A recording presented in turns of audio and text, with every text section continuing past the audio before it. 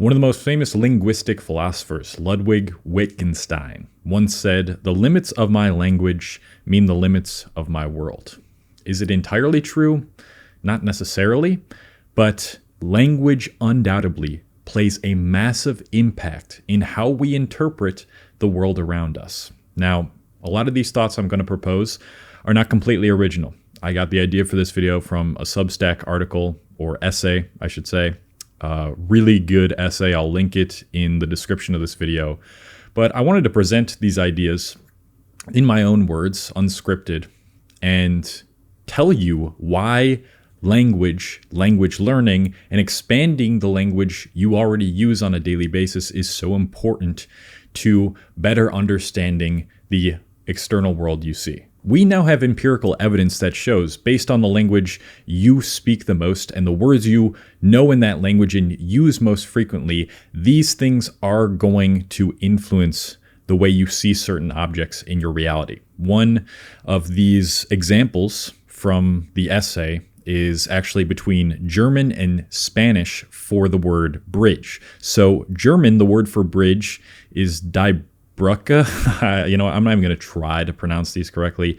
What matters is that you know that the word for bridge is grammatically feminine in German, while in Spanish it is masculine. It's el puente. That type of distinction, whether we are consciously aware of it or not, can subtly affect the way we perceive a bridge, right? So in German, when we're looking at a bridge, we might conjure up images of something feminine associated with it. I don't know what exactly that could look like. Maybe a woman standing on the bridge. You would think more or imagine a woman standing on the bridge more than a Spanish person would.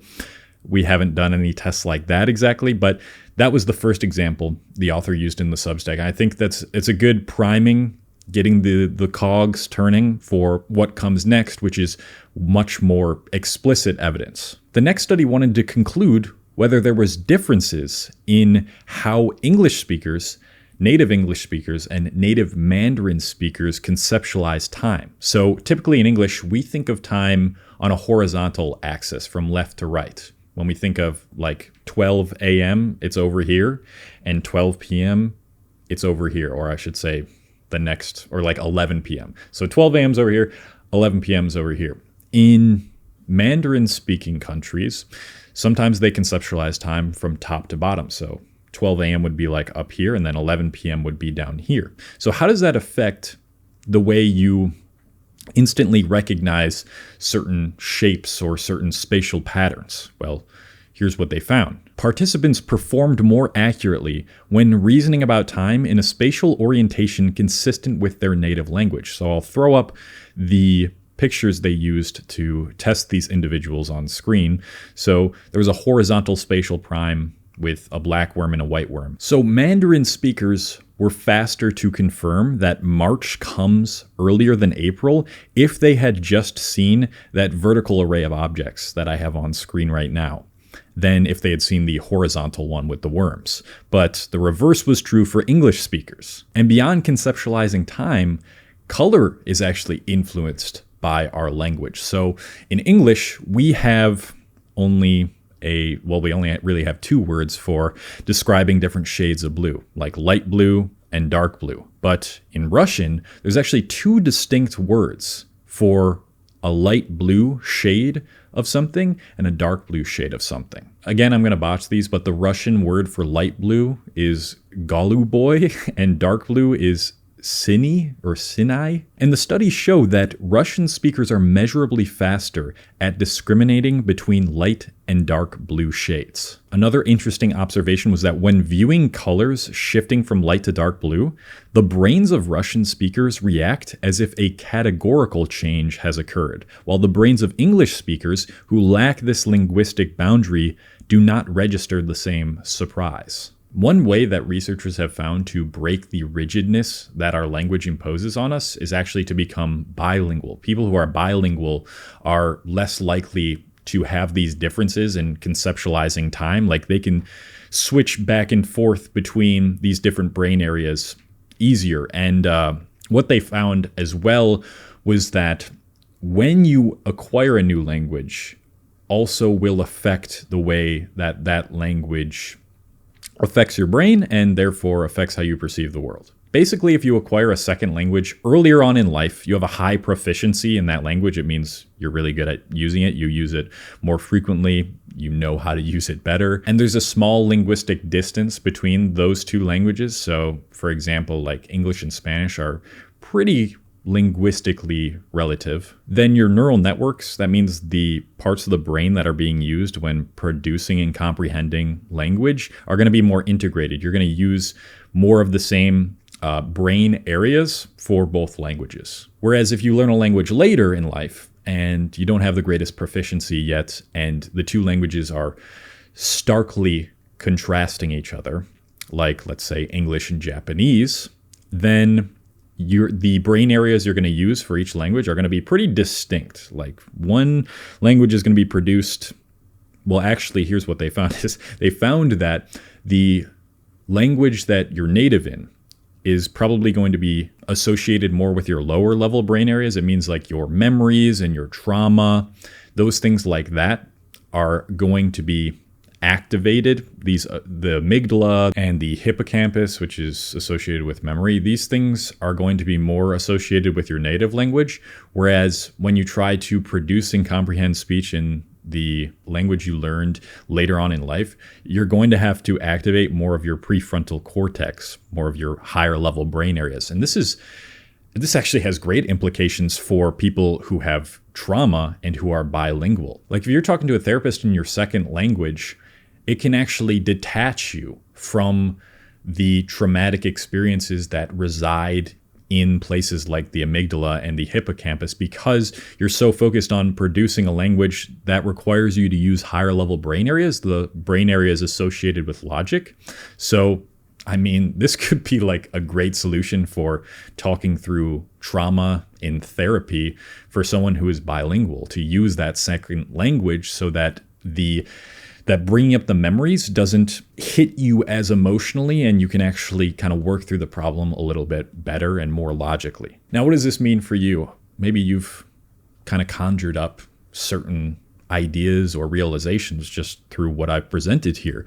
But what I think is that it is so critical, and this is why I keep bringing it up in multiple unscripted videos, and I've talked about it before in my main channel videos, but it is so important to expand your verbiage, expand your vocabulary, because the more words that you can use to describe what you're going through or to describe what you see in the world and what you perceive, the better you understand yourself, the world, and your place in it. Problems become easier to solve.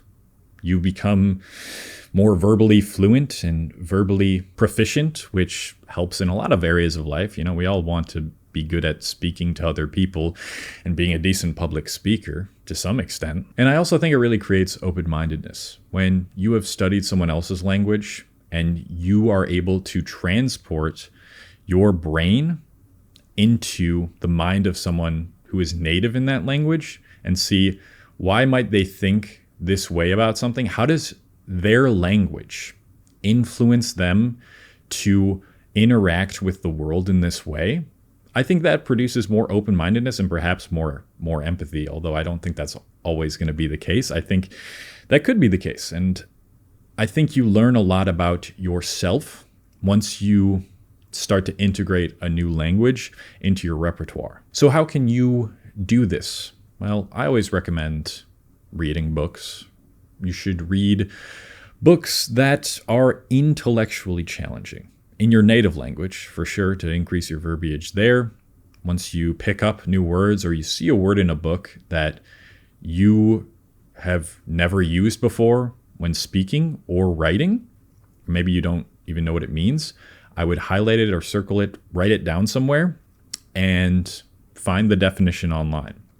Once you find the definition, I suggest creating a story or a few sentences revolving around that word. This will really get it to stick in your head and will also give you the context in which that word can be used.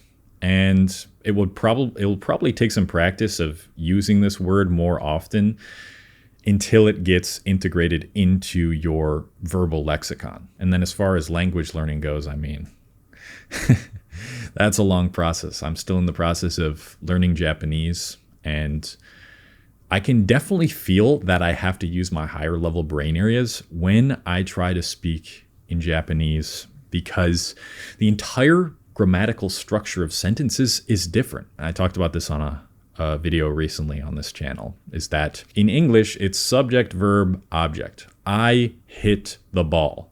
But in Japanese, the way you would say that out loud is I ball hit. So it really requires me to think about things differently, to literally restructure the way that I visualize that event playing out in my head. When I think about hitting a ball in English, I might think of it as a certain movement where I'm hitting the ball, and I think of me hitting it before I even think of the ball, because hit comes first. But in Japanese, I have to think of the ball approaching me before I hit it. Now imagine the implications there of, hey, maybe that's why Shohei Ohtani is so good at baseball, because he thinks about the ball before he hits it, and English-speaking people think about hitting the ball. Maybe there's something there. For all you who watch baseball, I could be onto something. But regardless of that example, I'm thinking of hitting the ball, but people in Japanese might be thinking of I ball hit, because that's the way the sentence would flow in their language. And imagine how that makes them perceive. Maybe that makes them perceive the ball coming at them first before thinking of hitting it, which is interesting. These are interesting things to think about. It's stuff I love this kind of stuff. I love things related to cognitive science and linguistics and how that affects our perception of reality. This is actually a big part of the novel I'm writing. I have a whole part on concepts and how we conceptualize the world and how language affects the way we see everything in our reality. And I explain it in a different way that I explained it in this video. And that way might resonate with you more. Who knows? I'm just trying to give you a reason to be interested in my upcoming novel, which should come out sometime early next year. But if you want to get updates on the novel as I'm writing it, I've been writing about it on my newsletter.